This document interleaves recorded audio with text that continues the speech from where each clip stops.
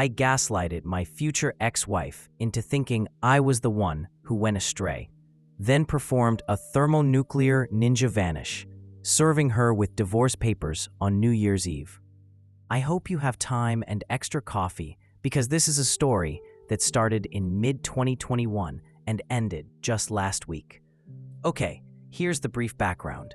Evelyn, my soon-to-be ex, is my college sweetheart. We started dating in 2005 when we were both 20. We're 42 now, and we've been inseparable.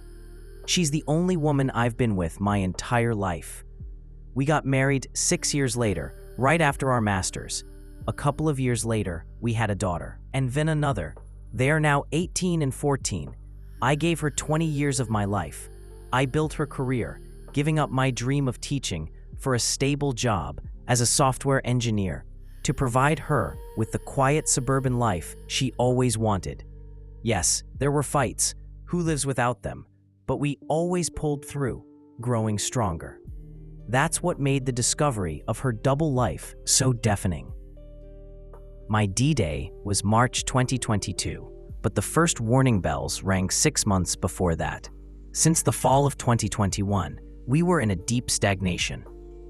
I was recovering from a serious shoulder injury sustained at a judo tournament. It's my hobby, my escape from reality.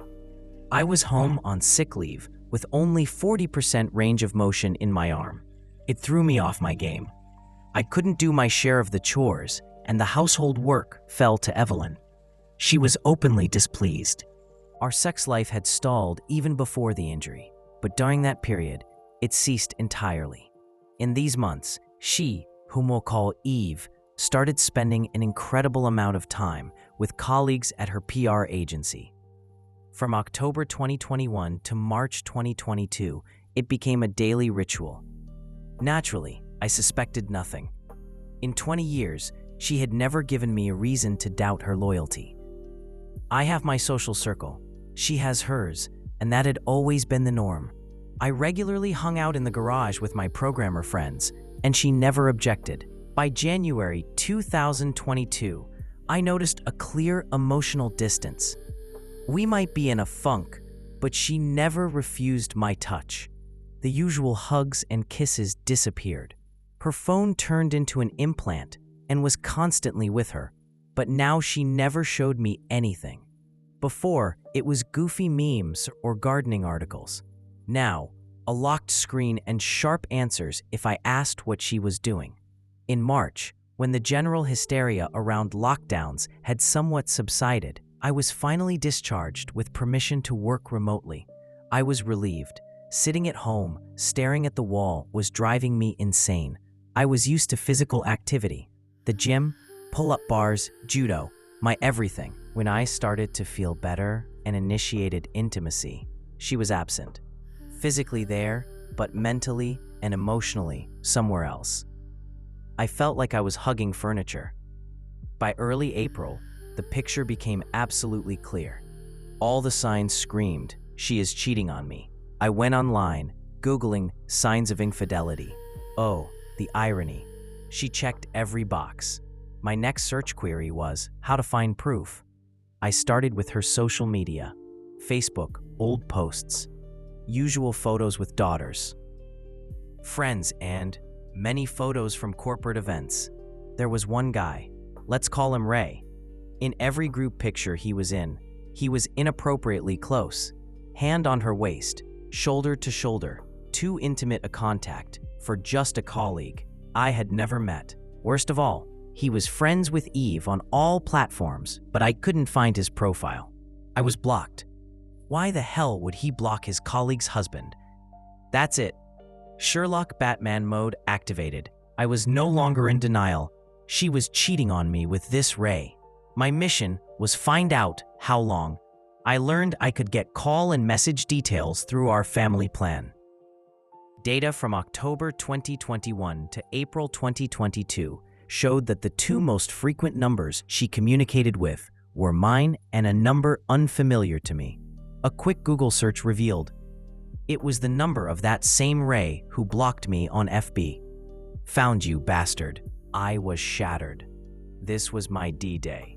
For 2 days, I just walked around in a fog. I actively detached myself. When she tried to comfort me or asked what was wrong, I just waved her off. I couldn't look at her. The woman I gave 20 years to, whom I loved unconditionally, traded our marriage for a tingle with a guy 15 years younger than me. On the 3rd day, sadness left, and rage remained. I contacted my best friend, Adam. I told him everything. He asked if I was going to throw a fit. I replied, no, I want payback. I want to destroy her. Leave her life in ruins before I walk away. I remembered a quote from my endless research on infidelity. The enemy of cheating is unpredictability. This became the foundation of my plan. I was going to give her a personal hell on wheels while secretly preparing my escape route. I installed an app to monitor her messages in real time. I won't name it to avoid violating rules. Within days, boom, I got it. A discussion of their previous night and plans for the next weekend. The final blow. I stopped reading their messages, switching to data collector mode. Everything was recorded and cataloged on my secure server. My game began. I started acting unusual. Began leaving the house at strange times. Came back later than her. I was constantly on my phone around her, and when she asked, "What are you doing?" I replied, "Just something," and hid it. I changed all the passwords. For all the years of our marriage, we had no secrets, but now I closed all the doors. Ironically, she herself had changed her phone and FB password at the start of the affair, justifying it with data security threat. An excellent cover for betrayal. I told my plan to Adam, my older sister Vera, and 2 of my close friends. They all swore to keep silent. Adam, my friend since childhood. Elena and Nick, since school. Elena will soon play a key role. By August, Eve was in a state of complete paranoia. She constantly called and texted me. "When will you be home? What are you doing? Are you spending New Year's with me?" I could see the seed of doubt I had sown starting to sprout. I read their texts. She was complaining to Ray about my coldness and distance. The audacity. In one of the texts, she suggested they stop meeting at our house because he might unexpectedly return. Confirmed, they were doing it in my house while I was home with a broken shoulder. Thanks, Eve. In the same exchange, Ray asked her, "Are you afraid he's cheating on you?" That line sent me into a fit of wild laughter. My wife, who had been cheating on me for a year, was furious at the thought that I might be doing the same. The irony. I, of course, wasn't sleeping with anyone. My late nights were spent either at Adam's, where we drank beer and played console games, or at my sister Vera's.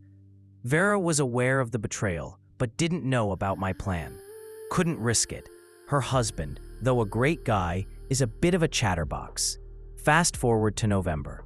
My fictitious affair had been going on for 3 months. Eve was on the brink.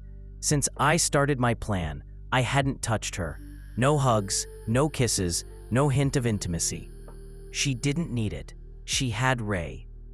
On November 20th, Eve called me at work and asked me to come home right after my shift. "I need to tell you something important." I, naively, thought for a second she would confess. "Nope, I came home." She asked, "Are you unhappy with me?" Me? Unhappy with her? She started listing how I had grown distant, how I didn't show affection, and how our intimate life is dead. And then, "Are you cheating on me then?" I collapsed to the floor and started laughing hysterically. Not 2. Not 3. A full 2 minutes, I rolled on the floor like a maniac from a bad movie. On the surface, she thought I was ridiculing the very idea of my infidelity. In reality, I was laughing at the sheer grandiosity of the farce. I stood up, wiped my tears, looked her in the eyes, which I hadn't done for months, kissed her on the top of her head, and told her I needed to go work in my study. I gave her no answer. Later that night, I checked the app.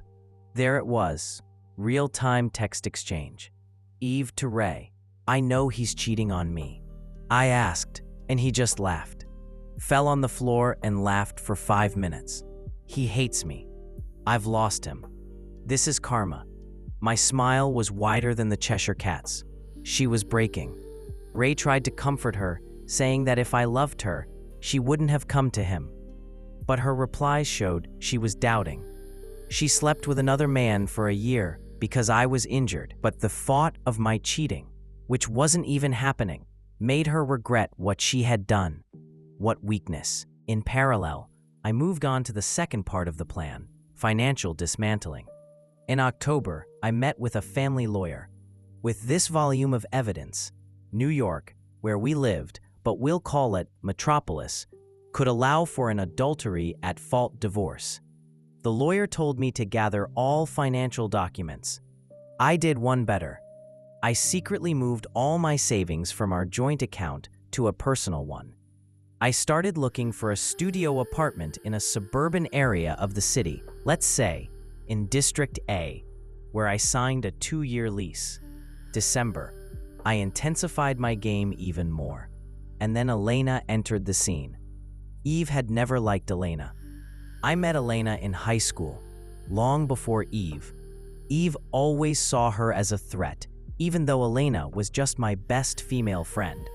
Elena returned to Metropolis after working in Asia for a long time. Adam, Nick, and I threw her a welcome party. Elena, my little villain, suggested a brilliant setup: take photos identical to the ones I found of Eve and Ray and post them on my FB. We did just that. In the photos, I was inappropriately close to Elena, her head on my shoulder, my hand on her waist. 2 days later, when Eve saw these photos, thanks to my friends who were actively commenting on them, she exploded. That evening, she confronted me, shouting, "Why are you acting like that with Elena? You're too handsy in those pictures." This was my chance, a knockout. Me, and what about it? What about the photos you took with Ray last year? He was much more handsy, darling, but I didn't make a scene. Eve's eyes widened. For the first time, I had named Ray. She didn't know I had seen those photos. Her brain desperately tried to find an explanation. He's just very friendly. He's like that with everyone. I'm sorry if it upset you. I'll delete them. Me. No, Eve. The photos didn't upset me. What upset me was the year you spent fucking him, lying to me about extra hours, and destroying our life. From that moment, she became overly affectionate, clingy. She tried to initiate intimacy, and I pushed her away. All the while, I continued to archive her messages with Ray. And then, the bomb. She texted Ray that she couldn't see him anymore. Eve to Ray, the guilt is suffocating me. I can't lose him. I love you, but I still love my husband. I have to save my marriage. Ray went nuts. He doesn't love you. You've been in a 20-year prison, wrote this 27-year-old kid. Eve was adamant. She said the physical relationship is over, but offered to stay friends. He begged for one last meeting. She agreed. I, of course, added this to the archive. December 4th, Phase 3, Operation Hidden Activist began. The documents were ready. The apartment was waiting. I needed to move my belongings out. Over the next few weeks, Adam helped me move my most valuable possessions piece by piece. We left things whose absence she wouldn't notice. I got a new phone and number and only shared it with those I trusted. For New Year's Eve, my elder son, 18, and his girlfriend were hosting a small family dinner at their place. Eve, our youngest, 14, and I went there. I had to play the role of the loving husband in front of the kids and the girlfriend's parents. Kisses, hugs, it disgusted me, but the plan was more important. On the way back, she thanked me and said, "I don't know what's going on with you, but I'm here." I replied, "I know, I need time." That night, we had intimacy for the last time after many months. I thought, what the hell if I'm leaving? I might as well go out with a bang. I used a condom. For the first time in 20 years. She was puzzled, but didn't ask. I wasn't going to take any chances knowing who she had been with. In the morning, I checked the app. Eve had replied to Ray and agreed to one last meeting this week. Excellent. New Year's Eve. I woke up at 3 in the morning. I took one of the 3 remaining thick binders of evidence, attached the divorce petition to the inside cover, and left it on her nightstand with a note. Happy New Year. Next to it, my old phone and my lawyer's business card. I packed the last 2 backpacks with necessities and walked out of the house. The house I dedicated 20 years to. That was a week ago. I have completely vanished, locked everywhere except FB, to observe the nuclear winter.